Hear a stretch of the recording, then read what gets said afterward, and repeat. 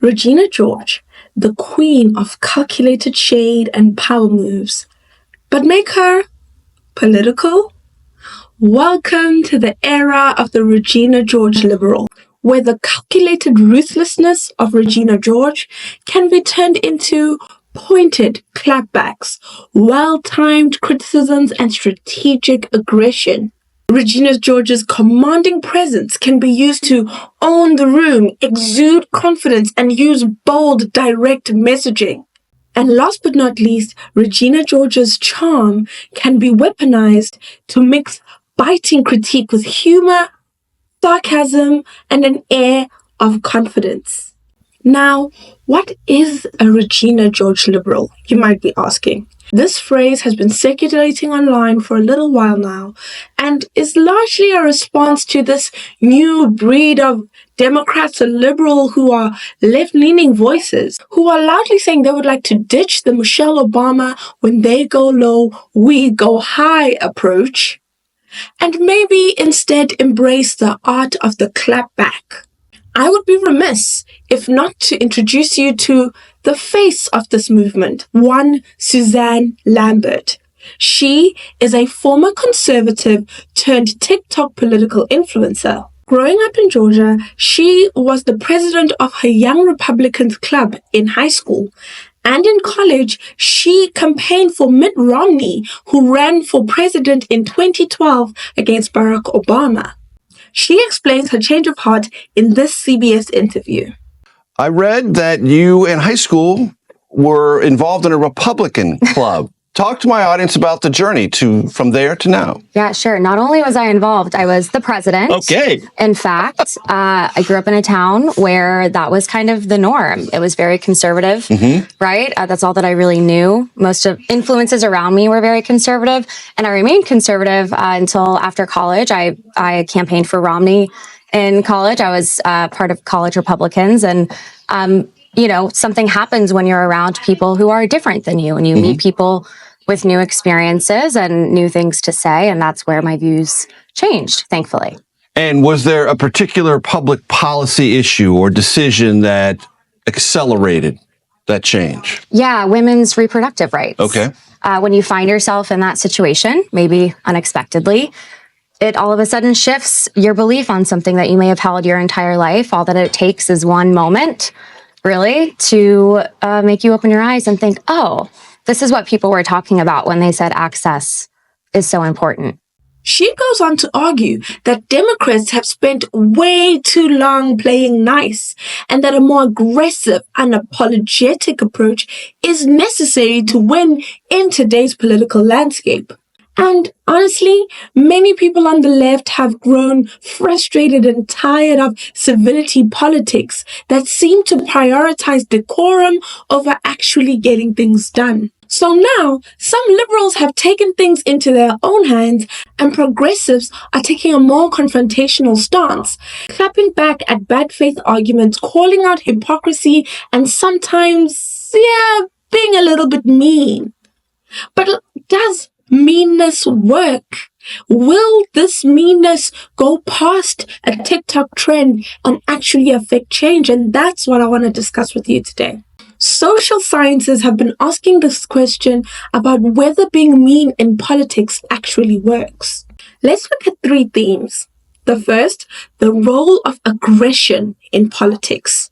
Research has shown that negative campaigning is often more memorable than positive messaging. According to a 2019 study in the American Political Science Review, voters tend to remember and engage more with attack ads and confrontational rhetoric. But why? Obviously, the human brain is wired to pay more attention to negative information. Political psychologists call this negativity bias, the tendency for people to react more strongly to a negative stimuli than positive ones. Attack ads can reinforce strong partisan identities and increase political engagement, but what are the downsides? They tend to deepen political polarization and alienate moderate or undecided voters. This means that while aggression can rally the base, it often comes at the cost of broadening support. Research indicates that negative campaigning is a prevalent strategy in political arenas worldwide, not just in the US. A comprehensive study analyzing political campaigns across various European countries found that parties frequently engage in criticizing their opponents' performance and characteristics such as their honesty, their integrity, and their unity. This approach aims to diminish the attractiveness of opponents in the eyes of the voter. The effectiveness of negative campaigning, however, varies. In summary, while aggression and negative campaigning can be an effective tools in political strategy by making messages more memorable and engaging, they must be used judiciously. Over-reliance on negativity can backfire, leading to an increased polarization and disengagement among the electorate. Number 2. Gendered and racialized expectations. Here's where it gets tricky. Studies have found that aggression is more tolerated in white male politicians, but penalized when it comes from women and people of color. A study by Kapowitz and Mendelberg found that women who express strong opinions or assertiveness in politics are often perceived as too aggressive, especially when compared to their male counterparts. This ties into the concept of double standards in leadership. Men who show dominance are often seen as strong or decisive, while women who display the same behavior are labeled as shrill or bossy. Black women face an even harsher standard, often seen as angry, unapproachable, or combative, simply for asserting themselves in the same way a white male politician would. Take former First Lady Michelle Obama, for example. Early in former President Barack Obama's first campaign, she was painted as an angry black woman, simply for making passionate speeches. She had to actively soften her image, focusing on warmth and relatability to counteract this damaging stereotype. There are some global examples of these gendered double standards, like the intersectionality in political representation. Research indicates that Asian American women candidates navigate complex intersections of gender and race, often contending with unique stereotypes that influence voter perceptions and campaign strategies. Women, along with indigenous Afro-descendant populations in Latin America, remain underrepresented in Latin American legislatures. This underrepresentation stems from systemic barriers and societal norms that marginalize these groups. We have Fianna Fáil's gender imbalance in Ireland, where the Irish political party Fianna Fáil has been criticised for its significant gender imbalance. Despite calls for more female representation, the party continues to overlook qualified women for leadership roles, reflecting broader systemic issues that deter women's political participation. Diane Abbott's experience in the UK is another example of this.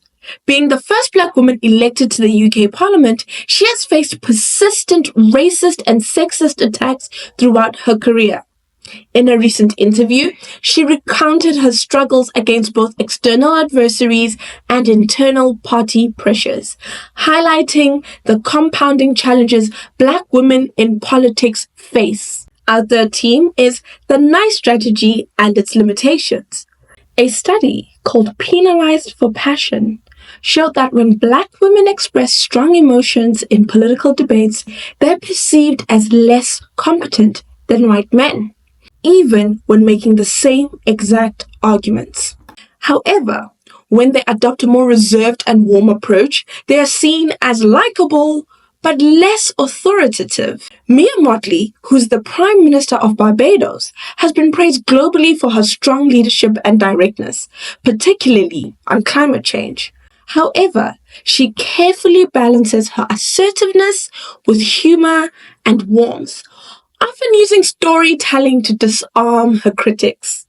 This ability to project authority while maintaining approachability has been key to her success. Another great example, Phumzile Mlambo-Ngcuka, the former Deputy President of South Africa, and head of UN Women, has spoken about how Black women in leadership are scrutinized more harshly than their male counterparts.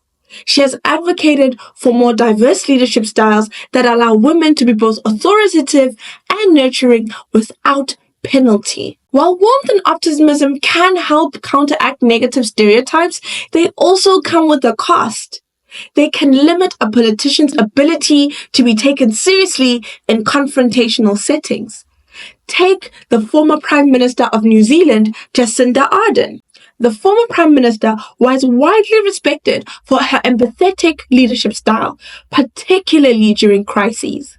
However, as political tensions increased, critics argued that her emphasis on kindness left her vulnerable to attacks from more aggressive political opponents. Another notable study is the intersectionality in political leadership. This study found that Black women politicians in the US and the UK had to navigate both racial and gender biases, leading them to develop strategic communication styles that blend warmth and directness to avoid backlash. If a Black woman is expected to always be warm and positive, how can she effectively challenge opponents or push back in debates without being labeled as aggressive? Take Kamala Harris. Despite her prosecutorial background, Harris had to tone down her directness during the 2020 campaign. Her campaign strategy in 2020 leaned into joy, optimism, and warmth. This wasn't just a branding choice. It was a strategic necessity to avoid the angry Black woman stereotype that has historically been used to discredit Black women in leadership. This led to critiques that she was not forceful enough in debates, showing how the expectations of warmth can limit your political effectiveness. This tightrope effect is not just a perception issue. It shapes electoral outcomes, media narratives, and leadership effectiveness. Black women in politics must constantly calibrate their approach, ensuring that they're neither too nice to be taken seriously nor too aggressive to be dismissed as unlikable in ways that their white or male counterparts just do not have to do. The fact that this balancing act is largely unique to Black women shows how race and gender continue to shape political power. So let's take a look at the angry Black woman trope and its impact. This is one of the most pervasive and damaging stereotypes Black women face.